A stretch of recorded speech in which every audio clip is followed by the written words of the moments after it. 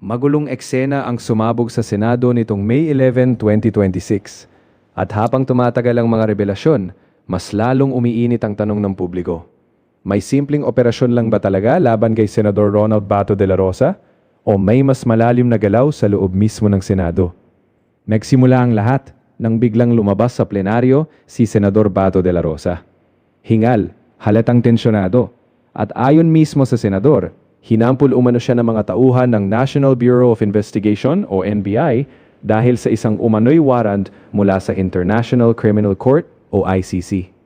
Mas lalong umugong ang usapan nang ipakita ni Bato ang sugatang daliri niya. Ayon sa kanya, nasugatan siya matapos umano siyang makipag-wrestling sa mga operatiba ng NBI habang pinipigilan siyang makapasok sa session hall. Dito na nagsimulang magtanong ang marami. Bakit tila desperadong mapigilan si Bato na makadalo sa sesyon? At bakit sa mismong araw pa ng tensyon sa liderato ng Senado, nangyari ang lahat? Dahil ilang oras lang matapos ang komprontasyon, bumagsak ang liderato ni dating Senate President Vicente Tito Sotto III at naupo bilang bagong Senate President si Alan Peter Cayetano. Para sa ilang political observers at netizens, hindi raw ordinaryong timing ang lahat. May mga nagsimulang magduda. Posible bang mahalagang maalis si Bato sa session para hindi siya makaboto sa nangyayaring pagpalit ng liderato? Habang nagkakagulo sa plenaryo, nananatili naman umano sa lobby ng Senado si dating Senador Antonio Trillanes IV kasama ang ilang tauhan ng NBI. At dito na lalo pang lumalim ang kontrobersya. Dahil hindi lang simpleng chismis ang lumutang, may dokumento mismo mula umano sa Office of the Sergeant at Arms ng Senado na ipinakita sa publiko.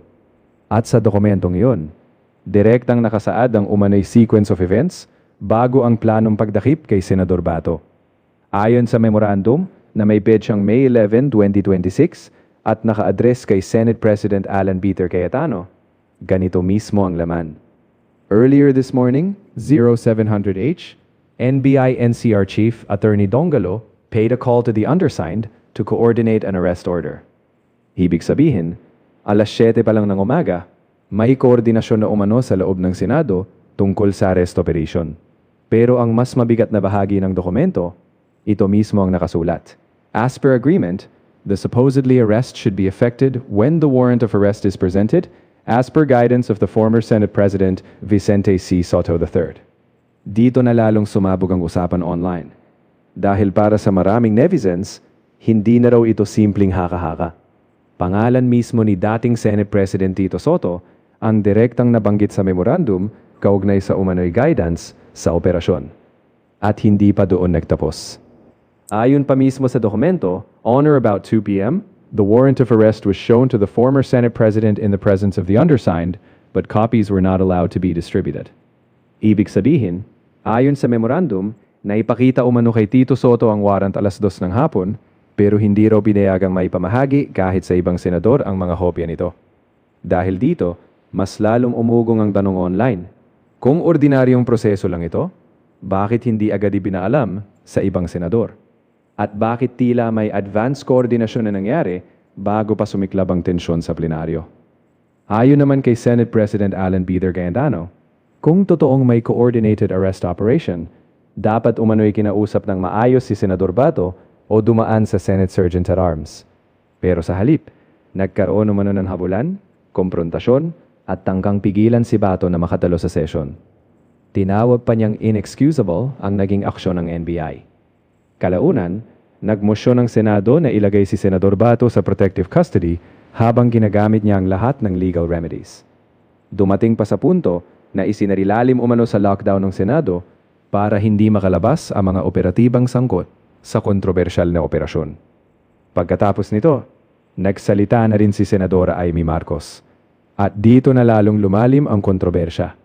Ayon kay Amy, mismong si NBI Director Melvin Madiba umano ang nagsabing nakipag-coordinate sila kay Tito Sotto bago ang operasyon. Kasama umano sa mga advance na nakaalam sa mangyayari si dating Senador Antonio Trillanes IV. May mga ulat pang ang nagsasabing pinakain umano ni Sotto ang mga tauhan ng NBI bago ang planadong operasyon. Kasabay nito, kumalat din online ang mahabang mensahe ni Joey Cruz na diretsahang nanalagan sa Supreme Court. Ayon sa kanyang pahayag, This is a very alarming document. Giit niya, wala umanong warrant mula sa isang competent Philippine court, pero may operasyon nang nangyayari laban kay Senador Bato. Mas mabigat pa rito, diretsahan niyang sinabi na may reasonable ground to believe umano na nagtutulungan ang ilang tauhan ng NBI, dating Senate President Tito Soto at ilang opisyal sa Senado upang ipatupad ang umano'y ICC warrant laban kay Bato. Tinawag pa niya itong insulto umano sa justice system ng Pilipinas. At dito na lalong umiinit ang debate online. May due process pa nga bang nasusunod? O mayroon ng mga operasyong ginagawa kahit wala pang nalinaw na proseso mula sa mga korte sa Pilipinas? Pero sa ngayon, wala pang formal na sagot si dating Senate President Tito Soto kaugnay sa mga aligasyong ibinabato laban sa kanya. Habang umiinit ang usapin, nabaling naman ang atensyon sa posibleng legal consequences laban sa mga operatiba ng NBI. Dahil ayon sa ilang abogado at senador, maaring pumasok sa usapin ng Article 145 ng Revised Penal Code o violation of parliamentary immunity. Sa ilalim ng batas, may parusa laban sa sino mang gagamit ng puwersa, intimidation o harassment upang pigilan ang isang miyembro ng Kongreso sa pagdalo o pagboto sa sesyon. At dito na tila nabaliktad ang sitwasyon. Dahil imbis na si Bato ang tuluyang maaresto, ang ilang tauhan ng NBI naman ngayon ang posibleng maharap sa kaso. Kasunod nito, nagmatigas din si Senate President Alan Peter Cayetano.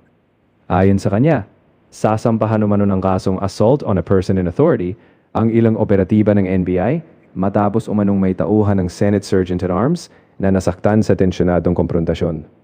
Hindi rin umano papayag ang Senado na basta na lang makalabas o makaiwas sa pananagutan ang mga sangkot.